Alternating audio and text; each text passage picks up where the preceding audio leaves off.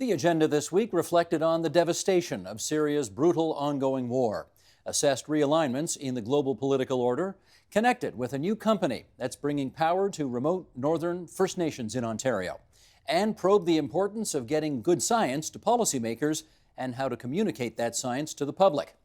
The agenda's Week in Review begins with these familiar faces and their reflections on their combined 160 years of bringing you the news.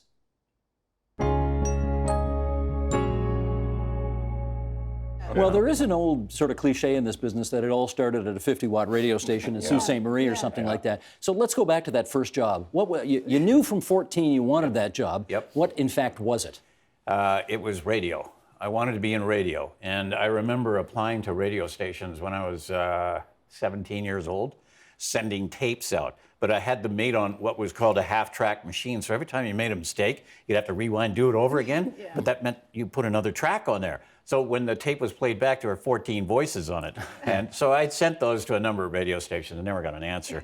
And finally I called a radio station in Dartmouth, Nova Scotia, CFDR, which no longer exists, and said, look, you got anything going on? And they said, well, we're looking for an all-night newsreader. If you want to come down and audition, feel free to do so. I had $95 in the bank because I just finished my summer job at CP Express, got on a plane and bought a round-trip ticket. I never used the second half of the ticket.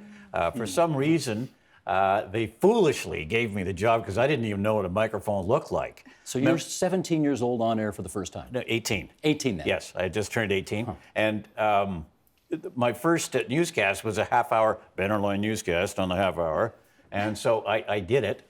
And I was sitting in a studio with the DJ. He swung the mic over to me. I did my thing. And then after I finished it, and I booted it all over the place. And I said to him, gee, I really made a mess of that. But the mic was still hot, So, it was a steep learning curve. Indeed. Jane, do you remember the first job, Jane? Oh, yeah. The first job after second-year journalism, it was for a weekly newspaper in, get this, Taber, Alberta.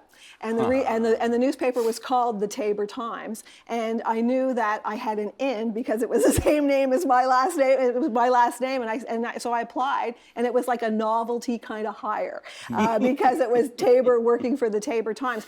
But it was the only offset press in the town. So as well as doing headlines, photography, developing my own pictures, almost typesetting and everything else, I was putting together report cards for the town of Taber because they were printed on the press. And so it was great. I was living in a small town in southern Alberta. Everybody knew me, great stories, and you learned how to manage, as we had to do on Parliament Hill, Tom, the very small kind of village-like atmosphere and all of your sources and everything. So it was a great learning curve, a great education for me. Where did it all start for you? Kingston Whig Standard. It was wonderful. It was just so much fun. What made it so? I met my wife there. That was important. So this wasn't the person who went to Harvard?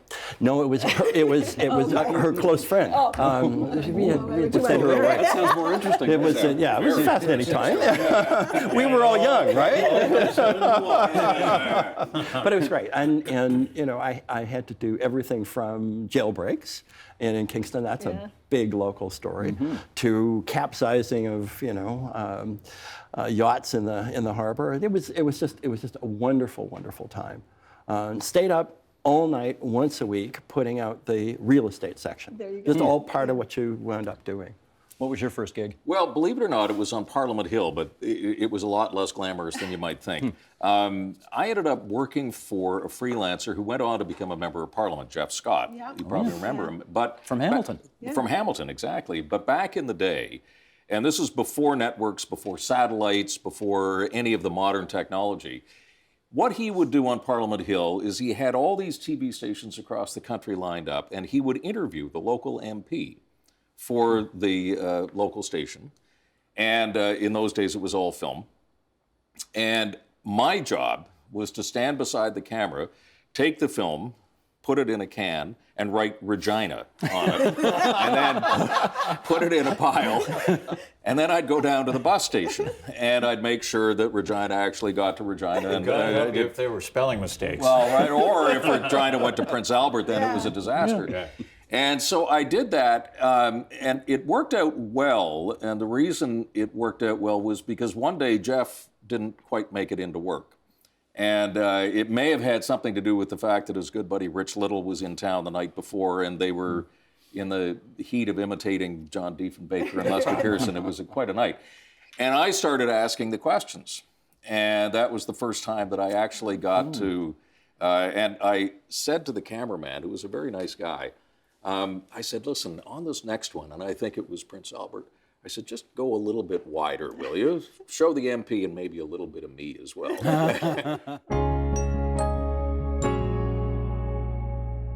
Well, you were on this program, I guess the summer edition of this program, a couple of years ago, talking about that book we just mentioned and misinformation. And now, I guess you were a little ahead of your time because fake news and post-truth are now mainstream. Did you see that coming? Holy cow. You know, it's incredible. It's really incredible. Now we have, fake news, as you said, alternative facts. Pseudoscience seems to be absolutely everywhere. I really didn't think it was going to accelerate to this extreme, but it has. And in addition to just accelerating, we have seen the whole argument that there's information out there that we can't trust get a lot of traction. And I think it's having a real impact on how we all talk about science, but more importantly, on policy. Let's compare what you spend most of your time thinking about with what we cover a lot of on this program, and that is your world of health policy and politics. Do you see similarities in terms of fake news and alternative truths and so on? Yeah, absolutely. And in fact, in my community, in the health community, we've been talking about how we've seen this for a long time, right? This sort of postmodern, all knowledge is relative kind of argument. We've seen this for a long time in the health sector where people have argued for ridiculous kinds of treatments. And they've used the exact kind of rhetoric we're now starting to see in the political realm, right? That you can't trust the voice, that the voice has been compromised, that there are conflicts that exist that mean you shouldn't listen to people that have particular views. Where does that come from? Where does the distrust of people who've spent their lives studying a particular discipline come from?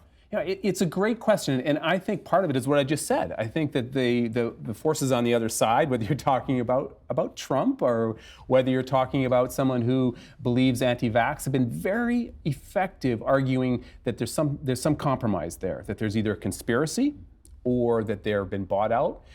And there's some real reasons why people, I think, start to distrust, like the role of industry, like the role of big pharma, like the role of big food. And because of that, I think people have begun to distrust. It's really interesting. If we went out on the street today and we asked people, do you trust science? Do you trust, scientific facts? Most people will say, yeah, I do, and I trust scientists too.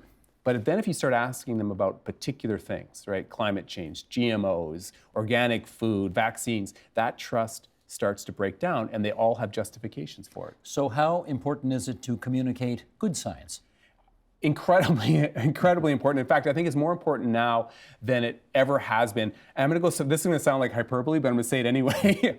More important now than it has ever been in human history, because there's so much noise out there right now. There's so many ways to communicate that noise, whether you're talking about social media, whether you're talking about pop culture more broadly, whether you're talking about the old school newspapers. There's just so many ways to communicate it now, and the noise is confusing. So I think we need clarity, and we need the scientific community and trusted voices to step up to the plate. I appreciate that, but I wonder, part of me also wonders whether or not it doesn't matter anymore. That even if you compete like hell with good science, there will be enough people out there who don't really care whether the facts are right or wrong. They just care about how they feel about something. Yeah. What do you do about that? Yeah, it's an excellent point. And you look at someone like Katy Perry, who has 100 million followers on social media. Are you kidding? Yeah, 100 million. 100 million? She's a little ahead of you and me. A little ahead. World Health Organization, so she's got 100 million. World Health Organization's got just over 3 million, right? So that's the world we live in, Steve, right? And so can we win this battle? Well, there's a little bit of evidence to suggest that, we may not be able to win every battle, but perhaps we can win the war. And that's what our focus should be. So there is some evidence to suggest that if scientists get on social media, if trusted voices, whether it's Health Canada or respected institutions, universities, become part of the conversation, they can shift the dialogue. And I think that, it's not a huge effect, but it can have an impact on the dialogue. And I also think long-term, we got to think long-term. If we don't become part of the conversation, then the Gweny's of the world win, right? Then Katy Perry wins. That information has to be out there and has to be accessible. Sounds to me, though, that we might be better off trying to draft Katy Perry into being a representative for the WHO, because if she's got 100 million followers and she is a trusted source, maybe that's a good way to let people know that vaccines are important and do work. You know, that's an interesting point too. I mean, can we sort of recruit? Let's fight fire with fire, right? Right? Let's use Katy to spread the word. The problem is, and there's interesting people who commented on this. A scholar by the name of Gilbert Welch in the United States has looked at: is there any role for celebrities in the context of health, for example, right? And he argues there's almost no realm where they can be constructive, because most topics are too confusing. So, for example, he says that they can talk about, wear your seatbelt, don't smoke, avoid junk food. But as soon as you slide into something like cancer screening, it's just too complicated, too nuanced for that simple voice. And I'm not saying that Katy's simple. I mean, but having But she's not a trusted source on cancer treatment, obviously. Yeah. So I think. But look, my answer to that is, celebrity culture is not going away. Social media is not going away. We got to figure out a way that we can use these tools in a constructive manner. What would you say, Mehrdad, prevents more scientists from seeking to be more involved in elective politics? I think historically that has not been the norm. So, which has to be changed, and is changing to my view. And there is definitely no, systematic barrier banning scientists to go into politics. But there has not been also an enabling factors and mechanisms for scientific community to enter politics. And from political corridors, that has not been as a kind of a norm. They go after lawyers and business executives, but they rarely go after scientists to ask them to, can you... Well, let me ask. We've got 4 prominent people here who've made good names for themselves in your field, science. Have you ever been asked to run for a political party? I've never been asked. Have you ever been asked? No. Have you ever been asked? Yes, I have. You have? Who asked you? Well, it doesn't matter. I've been asked. But I would say, if I Hang on, I got to if ask could- Katy. Have you been asked to run? I've been asked. You yes. have? Okay. All right. So politics has reached out to half the scientific world in our little control group here. What did you want to add? Well, I want to add this. I think I agree with Mehrdad, that is the pattern in Western democracies, that it's typically not scientists that go into politics. But if you look at the developing world, take India, for example, the leadership there, or Israel. Israel was founded by chemists. The leadership in India is typically from the scientific and the engineering community, and for some reason there's that difference. And I was at a talk by the president of India with about 200 high school kids sitting on the ground in front of him. He gave them his email address after an hour talk about science and said, here's my email address. Email me any question you'd like. I only have one rule. It's got to be a question about science. And I kept thinking, whoever the prime minister was in Canada at the time, wouldn't it be amazing if our prime minister could give a detailed talk about science to high school kids and do the same thing? Well, Justin Trudeau actually had that moment in the States, didn't he? A great talk about quantum computers. It's fabulous. So let's continue that. Now, let's do the follow-up here. You two haven't been asked. You two have been asked. But unless I missed something, neither one of you ran, right? What prevented you from doing it? To be honest, I would love to run someday. I just don't think I've amassed enough experience yet. But Really? in the future, I mean, you're exactly what political parties are looking for. someday, Okay. someday. Go ahead. Why did you say no? I assume you said no. I've been having too much fun doing science. Well, the problem is, I guess, if all of you are having too much fun at science, then the politicians are going to be off on their own and able to ignore you. Yeah, that's true. But I think some people will go into science and should go into science. And I think it's an individual decision, obviously. But yeah, Katy, go into science. Go into politics, I mean.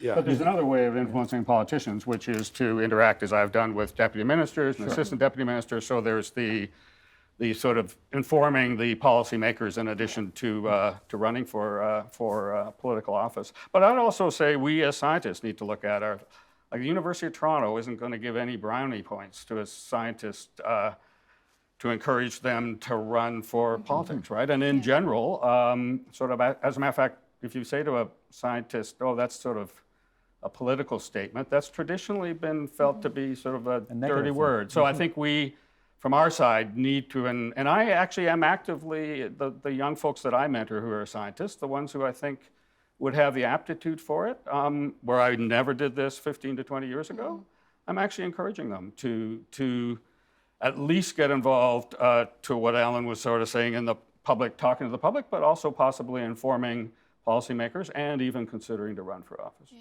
I think that's such a good point that, you talk about lawyers. When a lawyer runs for office, the whole firm will host multiple fundraisers for them. They're there to support them. The same thing is not true in the science community. If you tell your other professors that you're going to run for office, they're going to look at you like you're crazy. They're suspicious of you. They're not going to help you fundraise. And I think also, so I think part of it is that culture needs to change. But I also think the realities of a science career mean that it's a lot harder for someone to, say, take 8 years off and then come back. You can't just take 8 years off of your research and then come back to it after you're done doing some time in politics, whereas that's easier to do. Right. If anything, running for office will likely help your career if you're a lawyer. It's not going to help your career if you're a I scientist. got 20 seconds left. I don't know why politics and science should be strange bedfellows. There's so much politics in science, isn't there? Right. So you guys should know how to navigate those treacherous waters already. That's why I was about to say we shouldn't worry about the clash of cultures, because science and scientists can navigate their own way. I think we should encourage that actually pattern to happen. It's good for society. It's good for scientific community, in fact, and it would be a source of good things. Did you have any sense before you signed on to this project of what kind of complicated situation you were signing on to? I really had no idea. No idea at all. I mean, certainly at school, we weren't educated on the conditions up in these remote parts of Ontario, and never had any idea really that these communities were not connected to the grid. It's been an eye-opener. Yeah. It sounds like a Herculean task to get this all hooked up to the grid. Is it going to be? The Wataynikaneyap project is unique in so many respects. I think the scale of this project is massive. We're talking, as you said earlier, in excess of $1.3 billion. The length of the line, we've got 300 kilometers from east of Ignis up to Pickle Lake, and then more than 1,500 kilometers to connect the remote communities. It's also, I think, very unique in terms of the partnership. This is truly a First Nations partnership. It's a partnership that Fortis is very pleased to be a part of in so many ways because of the scale of the project, but more so because of the relationship with First Nations. Okay. First Nations is involved from the outset through the engagement process with the people of the communities and also in the day-to-day decision-making. Let's do another clip here, again, to bring some more background to our viewers. John, you're from Big Trout Lake First Nation. Mm-hmm. Here is a clip from a video made by Watay Power featuring one of your band counselors, Jeffrey McKay. Let's roll that, okay? Sheldon, please. We're not able to connect any more buildings, or we can't really build any new houses. Even if we build them, we can't hook them up. This inability to build new homes means that many are condemned to live in conditions that most of us would find unacceptable, including Jeff's own sister, Edna. And the living conditions are so poor. This is how the people are packed into small rooms when there's overcrowding. It's almost every house has that problem in this community. John, I'm just wondering how people put up with living under these conditions. How do they do it? There really is no choice, Steve. People have to live in those conditions, live in houses that should be condemned, and children don't have the space that they require to either study or have their own little corner where they can feel comfortable in. And it really impacts life. Sometimes people sleep in shifts because there's just very limited space within a house. And the houses have always been like that. And what it does to live in those type of conditions is it creates a sense of hopelessness. We see all the wonderful things on television in society of how wonderful homes look like and all the great things going on, and you don't have access to that. Margaret, if you had access to reliable, safe power, how would it change your life? Well, I mean, I think most of our communities right now are in dire situation to improve the living conditions of our the communities, and not only that, to have better access of commodities like everyone else enjoys in rest of Ontario and Canada. And so in terms of improving, I think it would definitely open up opportunities by way of building capacity and providing for employment, and also as our communities move towards improving better living conditions. Because right now, a lot of our homes they have to heat up their homes by wood stoves. There's not enough power to bring in like furnaces and things like that. The sewer and water get compromised, like I said earlier. That definitely would improve that system. Again, there's other challenges with regards to the capital funding that's allocated to these various infrastructures and community development and improvements that are required. Well, let me put some numbers on the table here, and then I'll follow up with a question. The 2016 federal budget, so we're talking last year, committed $8.4 billion over 5 years to bring about what it called transformational change for Canada's Indigenous peoples. That included $1.2 billion for new homes, childcare centres, and nursing stations on reserves. Clearly, all things that are necessary. Question is, what good is this funding if you haven't got electricity to keep the lights on in the childcare centre or heat the homes or etc.? Well, I always tell people, I said, people need to understand their own energy sector in Ontario. The mainstream society must understand what is currently in place within the energy sector. At the same time, I think it's totally unacceptable as of today, even today, to continue to remain status quo on the existing situations of our First Nations up north.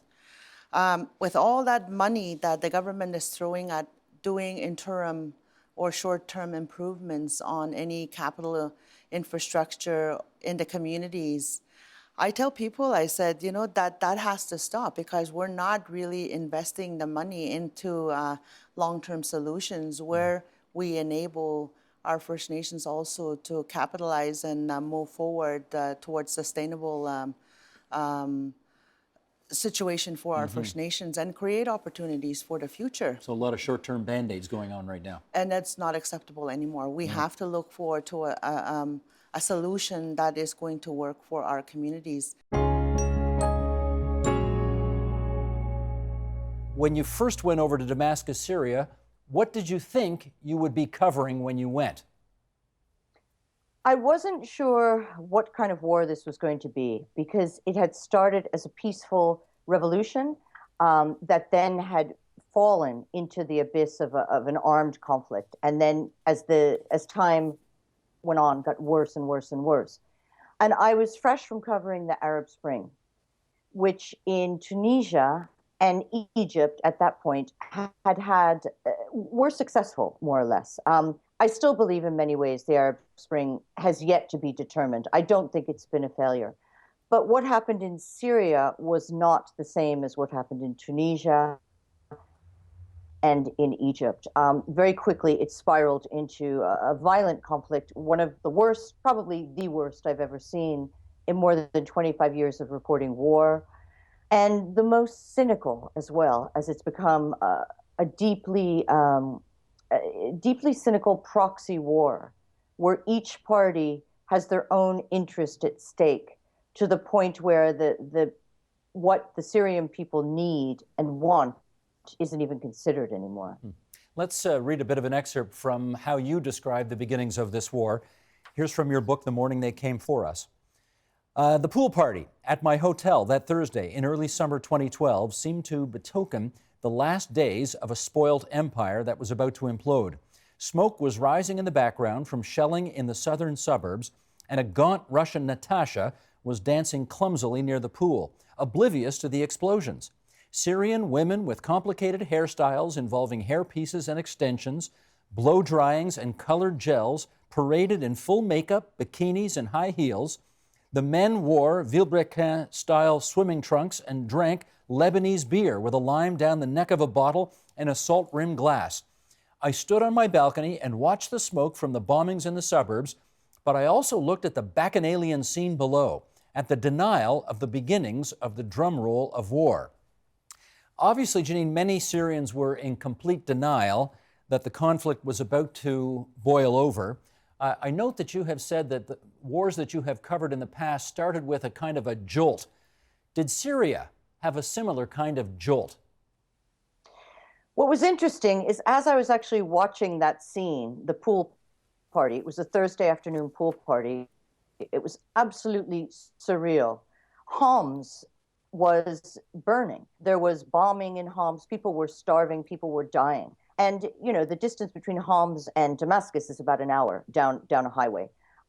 So for me, it was just this surreal moment of watching people who were desperately trying to cling to the last semblance of ordinary life, which is normal, I have to say. I really have to point out that I think that people identify with what they want their lives to be. No one wants to admit that their country is about to break up into a million pieces, into a violent civil war. And it does happen very quickly. It's what happened in Bosnia and in other countries in Africa that I've lived in. The quickness that a war can descend and how swiftly it turns from peacetime to wartime is really staggering. And I think that's why many people, I've worked with a lot of refugees, they wait till the very last minute before they flee because no one wants to leave their home. No one wants to leave their country. No one wants to be a refugee. So you're going to really hang on to your last bit of ordinary life. And I think in many ways that's human nature. How did you notice the population of Syria begin to divide itself into various factions?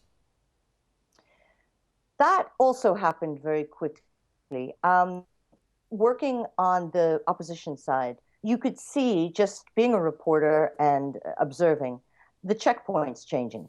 So around 2012, the end of 2012, you could see that the checkpoints weren't really manned by Free Syrian Army, who were, of course, the soldiers who were the beginning of the opposition defenders, into more jihadists. And that was the very beginning of the Islamic State and al-Nusra, the al-Qaeda franchise in Syria, who keep changing their name, by the way, but I still refer to them as al-Nusra. And you could see just by the checkpoints who was controlling what parts of the city, and also for me, by the way that the local people treated me. On one of my last trips to Aleppo, I was staying with a group of fighters, and they didn't want me to come out of my room to eat. They brought the food to me and left it in front of my door because I was a woman. And I could feel the tension. I could feel things changing in the city. I could feel there was more Sharia courts. There was more radicalism. And this was, of course, a result of the factioning of the opposition, which then basically divided into, I mean, one analyst said more than 1,000 different militias. I think that's a bit of an exaggeration, but certainly hundreds and hundreds of different factions within the opposition, all being funded by different parties, by Qatar, by Saudi, by Turkey, by the US, at that point, the US-backed opposition fighters, by the Free Syrian Army. And instead of being one fighting force, there were many. Let's turn to one of the most important relationships your country has in the world, namely with Russia. And at the risk of getting I thought you were going to say Canada, Steve. Well, actually, you guys don't mention Canada very much, and we're okay with that because I noticed most of the countries the administration does mention are not for good reasons. But at the risk of getting too autobiographical here, you know, when I was a kid, I did used to go to bed at night wondering whether or not World War III was going to break out because there were so many nuclear weapons pointed at Russia by America and at America by the then Soviet Union. By the historical standards then of the last 100 or 150 years, how would you characterize the relationship between the two countries today? Actually pretty good for all the friction and scratchiness. You know, so much of the last few hundred years of history is about great power conflicts. If you think about the 20th century, you had the two awful, costly, by every measure, world wars, and then you had 4 decades of Cold War. And whatever else you have now, it's not outright conflict between the United States and Russia, and hopefully it's not as bad as the Cold War. I'd say the same thing about China. So by historical terms, the great power dynamic is actually pretty good, again, for all of its question marks and flaws. Do you see us returning to a period of great power rivalry, the likes of which we had, say, 70 years ago? Quite possibly. You're certainly seeing it in the area of the United States and Russia.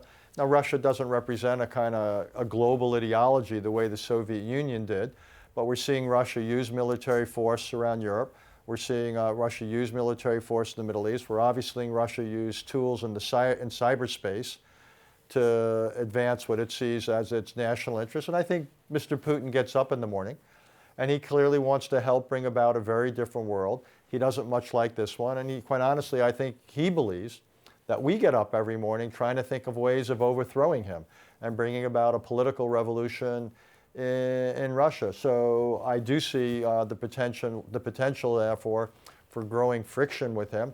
So in principle, I would favor a policy where we would try to do something about it to try to discourage such rivalry from getting worse. But I also think we need to set the table. And by that I mean we need to make sure that Mr. Putin is not again tempted to use military force. And among other things, I believe that argues for the United States doing more to strengthen NATO. Does that sort of, at the end of the day, really mean we wish they were more like us? Well, quite honestly, I do. I think it would be better for the Russian people if they had a more open society economically and politically. I think it would be better for the world if Russia acted with greater restraint. That said, given our, what we talked about a few minutes ago, I don't think that's within our power anytime soon. We can't essentially change the political DNA of other countries. So I think the real challenge is more of a traditional diplomatic one. How do we get the Russians not to do certain things that we think would add to instability? And how do we potentially even get them to cooperate in limited fashions, dealing, say, with the future of Syria or with North Korea or with other challenges? I don't think that is out of question. Okay. Let's move on to a new term that you coin and talk about in the book called sovereign obligation. What is that? Yeah, it's my idea that the world needs a new operating system, what I call World Order 2.0, and it's based on this idea I developed called sovereign obligation. We always think of countries as having rights, and I want them to continue to have rights, but I also want them to have obligations that reflect the reality we live in a global, interconnected world, and what goes on in the country of any country, what goes on inside the territory of any single country is no longer its business alone. If there's an outbreak of disease, if they're burning tremendous amounts of coal contributing to climate, if they're allowing computer hackers to operate freely, if they're giving sanctuary to terrorists, those are all phenomena which, because of globalization, can come back and hurt every other country in the world. So we need sovereign governments to assume obligations not to permit or tolerate things to go on in their territory that could cause major problems for the other countries and people in the world. That does not sound consistent with America First, is it? On the surface, no, and it's quite possible this administration in many areas won't advance this, say in the area of climate change. On the other hand, it may decide to advance some of these ideas when it comes to dealing with terrorism or cybercrime or proliferation. It's likely to be selective. That said, there's no reason why a government like Canada's or several of the European countries couldn't advance these ideas where they thought, where they were prepared to sign up to certain obligations and thought it would be in the interest of other countries to adhere to them as well. And also, I'll be honest with you, a lot of these ideas are going to take time to take hold. That said, I think it's inevitable. And that is the Agenda's Week in Review. You can see all of those conversations in their entirety on our website at tvo.org, on our YouTube channel at youtube.com/theagenda, and now, thanks to our nightly Twitter live stream, on our Periscope page. That's periscope.tv/theagenda. Help TVO create a better world through the power of learning. Visit tvo.org and make a tax-deductible donation today.